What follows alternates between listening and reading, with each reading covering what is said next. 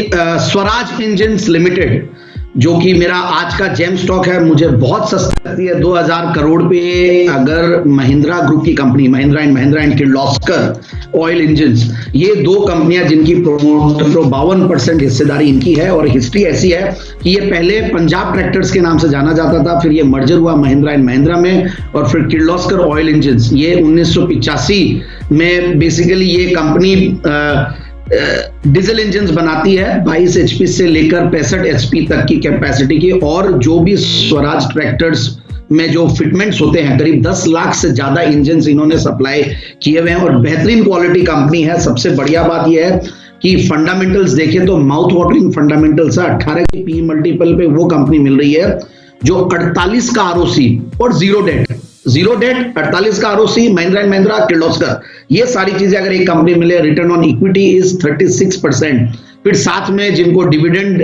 का अब शौक है, आईटीसी लेने वाले लोग कई हैं जिनको डिविडेंड की इनकम से कई चीजें चलनी है, तो ये डिविडेंड भी 3% का यील्ड है यहाँ पे। So dividend pay out ratio company का, क्योंकि गवर्नेंस वगैरह अगर कुछ देखना हो तो इनमें तो कोई दिक्कत ही नहीं है गवर्नेंस की, बट डिविडेंड भी देखना बहुत जरूरी होता है। और यहाँ पे डिविडेंड पे आउट रेशियो 78%। और ऐसा नहीं है कि ये सारी होने के बाद कंपनी में ग्रोथ 13-14% की ग्रोथ सेल्स की कंटिन्यूअसली आ रही है।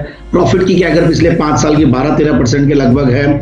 और मैं क्वार्टरली रिजल्ट्स देख रहा था तो लाजमी है कि लास्ट जून थोड़ा हल्का रहेगा, तो 8 करोड़ का पैट था, उसके सामने इस जून में 34 करोड़ का पैट है। वैसे अदरवाइज हम देखें मार्च को अगर कंपेयर करें तो मार्च 2020 में 16 करोड़ का पैट था, उसके सामने मार्च 2021 में 33 करोड़ का पैट, यानी कि पिछले 4 क्वार्टर फैंटास्टिक गए हैं कंपनी के। और हाईएस्ट एवर टीटीएम बेसिस पे एनुअल प्रॉफिट्स कमा रही है कंपनी, 160 करोड़ का पैट है कंपनी का। और छोटी इक्विटी है, भाव इसलिए बड़ा दिखता है।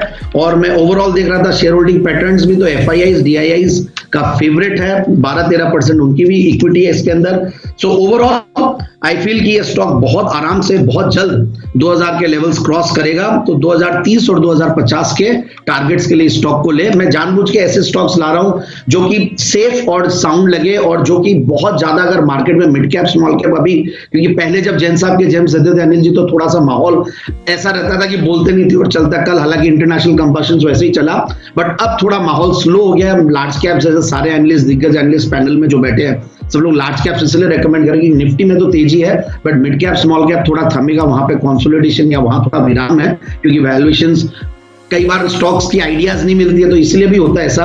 और सारे स्टॉक्स चल चुके हैं, but Swaraj engine fantastic company है 2000 करोड़ के रेंज में, तो आई बिलीव स्टॉक को बिल्कुल ले इन लेवल्स पे। डाउनसाइड रिस्क मुझे बहुत कम लगती है। डाउनसाइड की बातें करना इसलिए जरूरी है कि कोई भी करेक्शन आता है तो हैवी करेक्शंस आते हैं मार्केट में, वो देखने को मिल रहा है। तो 1700 का बहुत बढ़िया सपोर्ट है और अच्छे लेवल्स पे 1800 के लगभग का स्टॉक है। So please buy this stock at these levels for a target of 2030-2050।